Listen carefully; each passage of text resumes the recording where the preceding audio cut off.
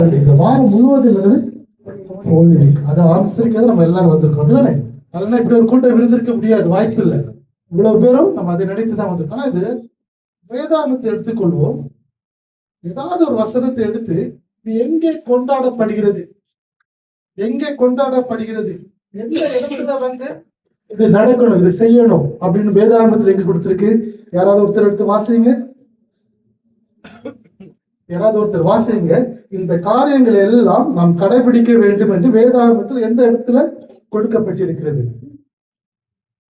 Bible எடுத்து வாசிங்க. இந்த சாட்ஜிபில போட்டு பாருங்க, போட்டு பாருங்க, ஏதாவது ஒரு இடத்துல போருங்க. எங்கே இதை ஆசரிக்க சொல்லப்பட்டிருக்கிறது? எங்கேயுமே இல்லை. அப்ப நம்ம இது ஒரு ஸ்பெஷல் டேயா கன்சிடர் பண்ணி நம்ம எல்லாரும் இங்க வந்திருக்கோம். அது தேவையில்லாத ஒண்ணு. It's not a special day. அது பைபிள்ல கொடுக்கப்படவும் இல்லை இந்த ஸ்பெஷலா கொண்டாடுங்கன்னு. அது நினைவு கூறுங்கள் சொல்லப்பட்டிருக்கிறது. நினைவு கூறலாம், எப்பவுமே நம்ம நினைவு கூறலாம். ஆனா it's not a special day. வந்து நிறைய விசுவாசிகள் நம்ம இன்னைக்கு பார்க்க முடியுது. ஏன்னா ஒரு ஸ்பெஷல் டேஸ் மைண்ட்ல வந்து நமக்கு ஒரு செட்டாவே இருக்குது. பாருங்க, லூக்கா 22:19-20 பார்க்கும்போது, உங்களுக்காக கொடுக்கப்படுகிற என்னுடைய சரீரம், என்னை நினைவு கூறும்படி இதை செய்யுங்கள் அப்படின்னு சொல்லியிருக்காங்க. இது எப்படி இதெல்லாம் வந்துச்சு? பைபிள்ல இல்லாம அநேக காரியங்கள் எப்படி இதெல்லாம் வந்துச்சு நமக்கு? இது பாரம்பரியமா வந்து கொண்டிருக்க திருச்சபைகள் இது உருவாக்குறது. இது அநேக காரியங்கள். இது மட்டும் இல்லை, கிறிஸ்துமஸ் அப்படி பைபிள்ல கிடையாது. கொண்டாடுங்கன்னு ஒரு டேட்டை சொல்லல. அவர் ஞாயிற்றுக்கிழமையில் அதிகாலை உயிர்த்தெழுந்தாருன்னு இருக்குது. பட் எந்த ஞாயிற்றுக்கிழமைன்னு இல்லை. எல்லா ஞாயிற்றுக்கிழமையும் நமக்கு உயிரோடு அவர் இருக்கணும், நம்மகிட்ட உயிரோடு இருக்கணும். அதுதான் நமக்கு தேவையான. ஆரம்பத்து நாள்ல வந்து ஏர்லியர் டேஸ்ல வந்து பாத்தீங்கன்னா வந்து ஈஸ்டர்ங்கிறது கொண்டாடப்படவில்லை. அவங்க வந்து அது நினைவு கூர்ந்தாங்க, அந்த டேயை வந்து கொண்டாட. ஏன், எங்க, எதுக்கு, இதெல்லாம் ரிசர்ச் பண்றோம். எதற்கு அவர் சிலுவையில் மரித்தாருங்கிறது நிறைய இடங்களை நம்ம என்ன பண்ணிருந்தோம், விட்டுருந்தோம். அவர் இப்படி இறந்தாரு, என்ன வார்த்தைகள் பேசினாரு, எதை செய்தாரு, இது ஏறக்குறை 2000 வருடங்களா பேசிக்கொண்டே இருக்கிறோம். ஆனா அவர் எதற்கு மரித்தார், ஏன் மரித்தார், எதற்கு மரித்தார், அதை வந்து நம்ம வந்து நிறைய இடங்கள்ல என்னன்னு நம்ம அதை ஃபாலோ பண்றதே கிடையாது. பாருங்க, அநேக நேரங்கள்ல தேவனுடைய வார்த்தைகளை மறந்து விட்டு மனிதனுடைய காரியங்களை நம்ம வந்து என்ன பண்றோம், ஆலயங்கள்ல செய்து கொண்டிருக்கிறோம். தேவனுடைய காரியத்தை மறந்து. தேவன் என்ன சொல்லியிருக்கிறார்னா, லூக்கா 10:41, மார்த்தாளே நீ அநேக காரியங்களை குறித்து கவலைப்பட்டு கொண்டிருக்கிறாய், நிறைய காரியங்களை குறித்து நீ கவலைப்பட்டு கொண்டிருக்கிறாய். ஆனா மரியாள் என்ன பண்றான்னா, தன்னை விட்டு எடுபடாத நல்ல பங்கை அவை தெரிந்து கொண்டார். தேவனோடு கூட இருந்து கொண்டிருக்கிறாங்க, சமையல் பண்ணி கொண்டிருக்கிறது இல்லை, தேவனோட கூட இருந்து என்ன பண்ணி கொண்டிருக்க, அவருடைய வார்த்தையை கேட்டுக்கொண்டிருக்க, அவருக்கு செய்து கொண்டிருக்க. அவர் தான் என்ன சொல்றாருன்னா, மரியாள் தன்னை விட்டு இடப்படாத நல்ல பங்கை அவள் தெரிந்து கொண்டாள்னு சொல்லிட்டு. இன்னைக்கு வந்து ஒரு நீங்க இதை பாத்தீங்கன்னா, குட் ஃப்ரைடே எல்லாம் பார்க்கும்போது ஊர்ல எல்லாம் பாத்தீங்கன்னா நிறைய ட்ரெடிஷன்ஸ் இருக்கும், நிறைய காரியங்கள் இருக்கும். ஆனா 2000 வருடத்துக்கு முன்னால இயேசு என்ன சொல்லிட்டாருன்னா, லூக்கா 23:27, திரள் கூட்டமான ஜனங்கள் அவருக்காக புலம்பி அழுகிற ஸ்திரீகள் அவருக்கு பின்தொடர்ந்து சென்றார்கள். திரள் கூட்டமான ஜனங்கள் சென்று கொண்டிருக்கிறாங்க. இயேசு அவர் முகமாய் திரும்பி, எருசலேமின் குமாரத்திகளே, நீங்கள் எனக்காக அழாதீங்க, உங்களுக்காகவும் உங்கள் பிள்ளைகளுக்காகவும். நம்ம என்ன பண்ணிட்டு இருக்கோம், தேவனுக்காக அழுது கொண்டிருக்கோம். அநேக பேர் அநேக இடங்களை பார்க்கும்போது தேவன் ஐயா அப்படி அடிச்சுட்டாங்களே, இப்படி அடிச்சுட்டாங்களே, இது அதை அடிக்காம இருந்தா என்ன நடந்திருக்கும், நம்ம பாவிகளா இருந்திருக்கோம். சோ இது ஒரு விக்டரி நாள், ஒரு வெற்றியின் நாள், இது கொண்டாடப்படக்கூடிய ஒரு நாள். அதான் பாருங்க, ஏன் வந்து அந்த இடத்துல வந்து ஏதாவது ஒருத்தர் பண்ணிருக்கலாம். அன்னைக்கு ஏன் இயேசு கிறிஸ்துவ செலக்ட் பண்ணாங்க, வேற யாராவது பண்ணிருக்கலாம். இன்னைக்கு பாத்தீங்கன்னா, இப்ப பிலிப்பைன்ஸ்ல பாத்தீங்கன்னா நிறைய பேர் அடிச்சுட்டு இருக்கிறாங்க. ஏன் அன்னைக்கு இயேசு கிறிஸ்துவ செலக்ட் பண்ணாங்க? என்ன ரீசன்? நிறைய பேர் இருந்திருக்காங்க, அது மறிக்க ரெடியா இருந்திருப்பாங்க. என்ன ரீசன்? பாவம் இல்லாத ஒரு மனிதன் ரட்சிப்புக்காக அபிஷேகிக்கப்பட வேண்டிய அவசியமா இருந்தது. ரோமர் 23:23 பாருங்க, எல்லாரும் பாவம் செய்து தேவ மகிமை அற்றவர்களாக இருந்தாங்க. எல்லாரும் பாவம் செய்தார்கள், எல்லாரும் பாவம் செய்து தேவ மகிமை அற்றவர்களா இருந்தாங்க. ரோமர் 6:23 பார்க்கும் பொழுது, அந்த பாவத்தின் சம்பளம் என்னது, மரணம். பாவத்தின் சம்பளம் மரணமா இருந்துச்சு. அதனால பாருங்க, பிரசங்கி 7:20 பார்க்கும்போது, ஒரு பாவமும் செய்யாமல் நன்மையை செய்யத்தக்க நீதிபான் பூமியில இல்லவே இல்லைன்னு சொல்லிட்டு. இன்னொரு இடத்துல பார்க்கும்பொழுது பாருங்க, சின்ன குழந்தை எடுத்தா கூட வந்து சங்கீதம் 51:5 இதோ நான் துர்க்குணத்தில் உருவானேன், என் தாய் என்னை பாவத்தில் கற்பந்தரித்தாள். அப்ப அதை சிலுவையில் அறையப்படுறதுக்கு ஒரு புனிதமான மனிதன், பாவம் இல்லாத மனிதன் இல்லாதனாலதான் நினைச்சது தேவன் மேல இருந்து இறங்கி வந்து நமக்காக சாக்ரிஃபைஸ் பண்றாரு. அவருடைய லைஃபை நமக்காக சாக்ரிஃபைஸ். அன்னைக்கு வேற யாராவது ஒரு நீதிமான் பாவம் செய்யாத மனிதர் தான் அதை செய்திருக்கலாம். ஆனா பாவம் இல்லாத மனிதன் உலகத்துல இல்லாதனால என்ன பண்ணாங்க, தேவனே இறங்கி வந்து நமக்காக பலியானார். பாருங்க, பாவியான ஒரு மனுஷன் ஒரு திருடனுக்கு என்ன பண்ண முடியாது, சப்போர்ட் பண்ண முடியாது. பாவம் இல்லாத ஒரு ஆட்டுக்குட்டி தேவைப்பட்டுச்சு, அதுக்காக தான் தேவனை செலக்ட் பண்ணாங்க. அது ஒரு பெரிய பிளான் பண்ணி தேவன் கரெக்டான நேரத்துல அந்த காரியங்களை செய்யறதுனால இன்னைக்கு நம்ம என்ன பண்ணிருக்கோம், ரட்சிக்கப்படப்பட்டிருக்கிறோம். அதாவது மனுஷர்ல அதை ரட்சிக்கிறதுக்கு யாருமே குவாலிஃபைட் இல்லாத ஒரு ரீசன்ல தேவன் மனிதனாய் வந்தான்னு சொல்லிட்டு இந்த அழகாக சொல்லி இருக்குது. ஆகவே இந்த நாள்ல என்ன பண்ணது, டேஸ்ல என்ன பண்ண விடாது, நம்ம அழ வேண்டிய அவசியம் இல்லை, அதை கவலைப்பட வேண்டிய அவசியம் இல்லை. உங்களுக்காக உங்கள் பிள்ளைகளுக்காகவும் கவலைப்படுங்கள், உங்களுக்கு பக்கத்துல இருக்கவங்களுக்கு கவலைப்படுங்க, எனக்காக கவலைப்பட வேண்டாம்னு நினைச்சுது. அன்னைக்கே இயேசு கிறிஸ்து அழகாக சொல்லிட்டு போயிருக்காங்க. பாருங்க, சில அலங்காரங்களை நம்ம பார்க்கலாம். சில அலங்காரங்கள் யார் சபையில வைக்கிறோம், எதுக்கு வைக்கிறோம், இதெல்லாம் என்னன்னா சிறு குழந்தைகள் அல்லது அதை தெரியாதவர்கள் புதிதாக சபைக்கு வரக்கூடியவங்களுக்கு அதோட சிம்டம்ஸ் காமிக்க வேண்டியது. மதர்ஸ் டேன்னு ஒரு செலிப்ரேட் பண்றோம், ஃபாதர்ஸ் டே, அட்லீஸ்ட் அந்த மதர்ஸ் டேக்காவது என்ன பண்ணுங்க, உங்க அம்மாவுக்கு ஒரு கால் பண்ணி கேளுங்க எப்படி இருக்கிறாங்க என்னன்னு. ஃபாதர்ஸ் டே இப்ப இருக்கு, இப்ப சில்ட்ரன்ஸ் டே இப்ப இன்னைக்கு இல்லாத நாட்களே இதுல எல்லா நாட்களும் வச்சு எதுக்குன்னா அது ஒரு ரிமெம்பர் பண்றதுக்கு. சில அலங்காரங்கள் செய்யும் பொழுது அதை பார்த்து இந்த பிள்ளைகள் படித்துக் கொள்ளும். அது யாருக்கு கிடையாது, நமக்கு கிடையாது. புதிதாய் ஆலயத்துக்கு வரக்கூடியவங்க, புதிதா இருக்கக்கூடியவங்களுக்கு அது ஒரு சிம்பாலிக்கலா காமிக்கக்கூடிய ஒரு வீடியோ பிரசன்டேஷன் பண்ணக்கூடியதான் அந்த மாதிரி காரியங்கள். அது மெச்சூர்டா தேவனை அறிந்த நமக்கு கிடையாது, நமக்கு கிடையாது. அழகாக வசனங்கள் அழகாக சொல்லுது பாருங்க. பவுல் கொரிந்தியர் சபைக்கு எழுதும் போது 1 கொரிந்தியர் 3:11 பார்க்கும்போது பாருங்க, 1வது வசனத்துல, மேலும் சகோதரரே, நான் உங்களை ஆவிக்குரியவர்கள் என்று எண்ணி உங்களுடன் பேசாமல் பேசக்கூடாது. வாசிங்க. மேலும் சகோதரரே, நான் உங்களுடைய ஆவிக்குரியவர்கள் என்று எண்ணி உங்களுடனே பேசக்கூடாமல் மாம்சத்துக்குரியவர்கள் என்றும் கிறிஸ்துவுக்குள் குழந்தைகள் என்றும் அவர் என்ன பண்றாரு, கிறிஸ்துவுக்கு குழந்தைகள் என்று எண்ணி பேச வேண்டிய சூழ்நிலையில இருக்கிறேன்னு சொல்லிட்டு அவர் அழகாக சொல்றாரு. 2வது வசனம் சொல்லுங்க. நீங்கள் பலன் இல்லாதவர்களானதால் உங்களுக்கு பிரயோஜனம் கொடாமல் பாலை குடிக்க கொடுத்தேன்னு சொல்லிட்டு, நீங்க பலன் இல்லாதவர்களா இருந்தாலும் நம்ம ஒரு பெரிய ஹார்டான ஃபுட்டை கொடுக்காம என்ன பண்றேன், சின்ன மில்க், சின்ன சின்ன காரியங்களை அதை கொடுத்து கொண்டு, ஆனா நீங்க என்ன பண்ணுவீங்க, அதை பிராக்டிஸா வச்சுட்டே இருக்கிறீங்க. அதே பாலை என்ன பண்றீங்க. 3வது வசனத்தை வாசிங்க.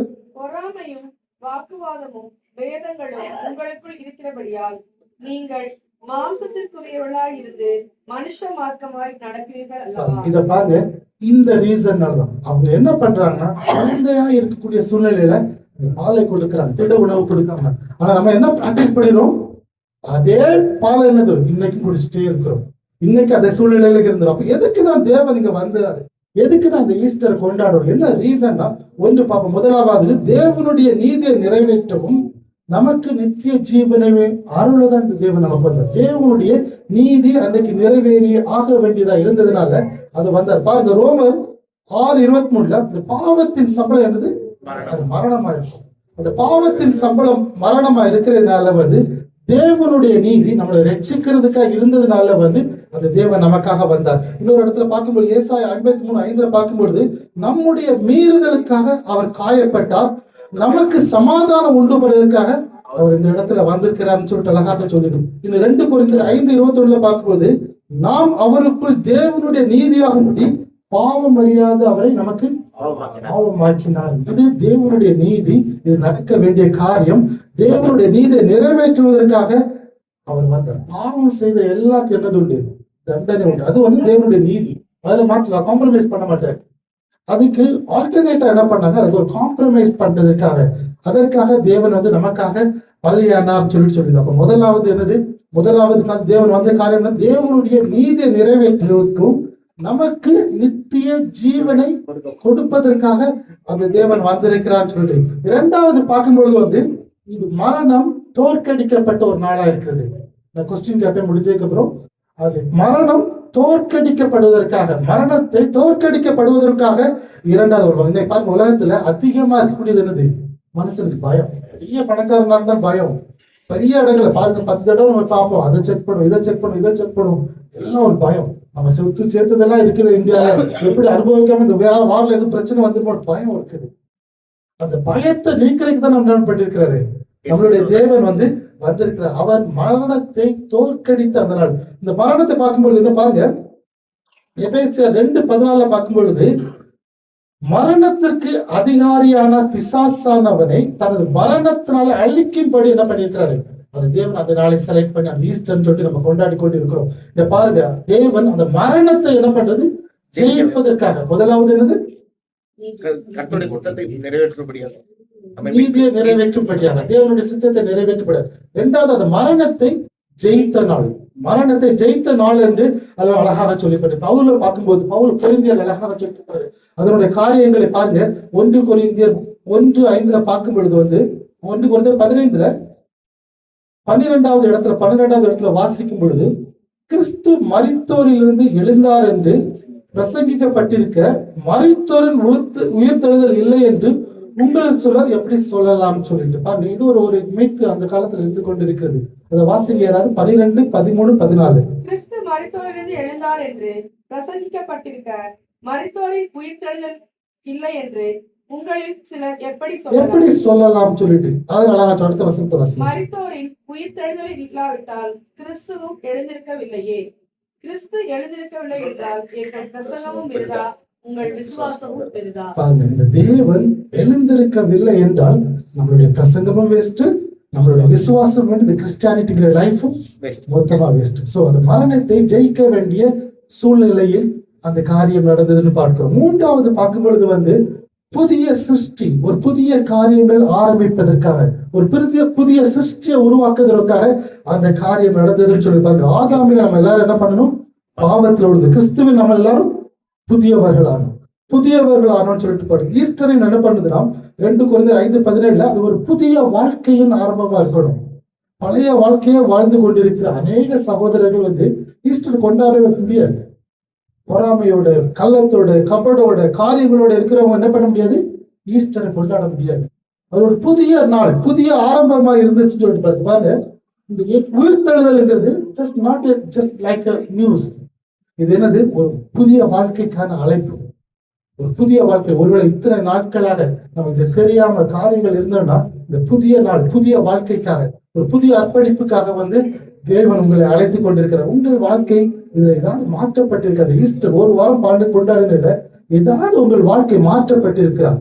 இது மாற்றப்படாமல் இருந்தால் நீங்க செய்த காரியங்கள் எல்லாம் விக்கிரகம். ஏதாவது சேஞ்ச் இருந்துச்சு, அதை தான் தேவன் விரும்புகிறார். அவர் 7 நாட்களை கொண்டாட அவர் சொல்லவில்லை. நீ உன்னுடைய வாழ்க்கையை அர்ப்பணித்திருக்கிறார்.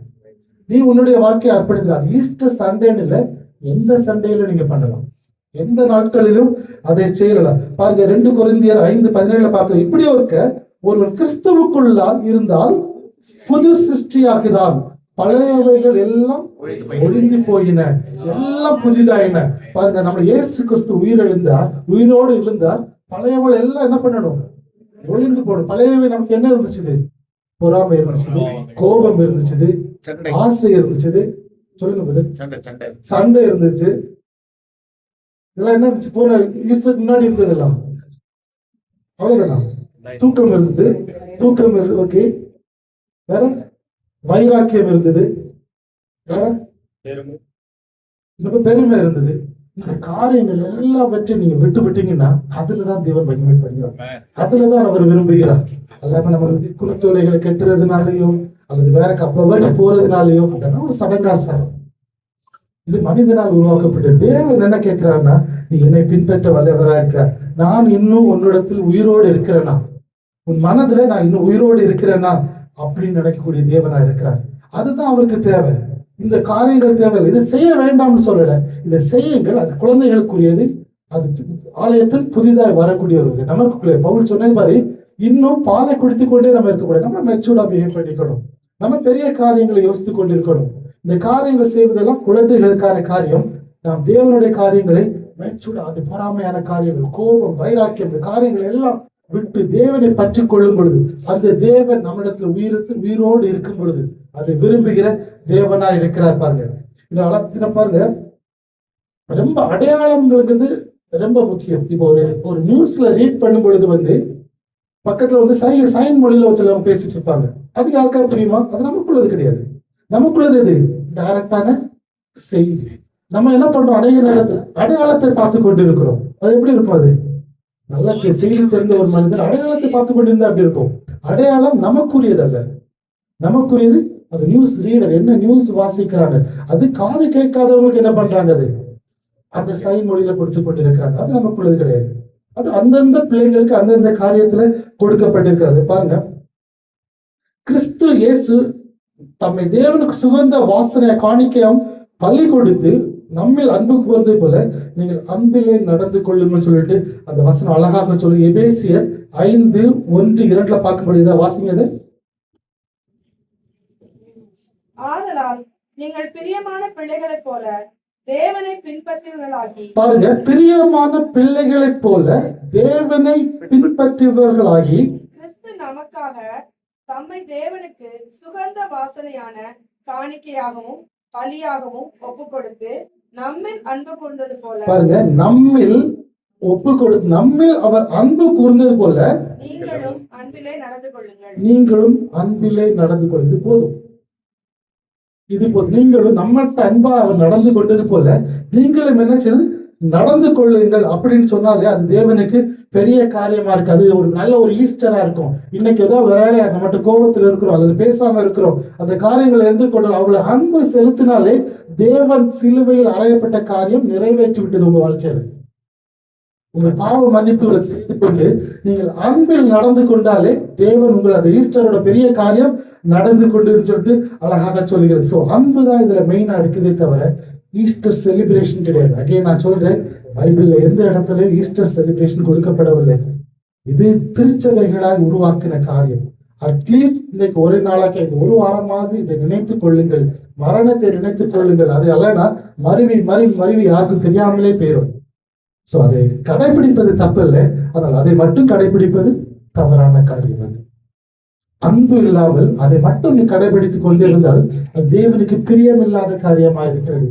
அன்பு இல்லாமல் டெக்கரேஷன் மட்டும் பண்ணி கொண்டிருந்தால் அது விக்கிரகமா இருக்கிறது. அன்பா இருக்கணும்.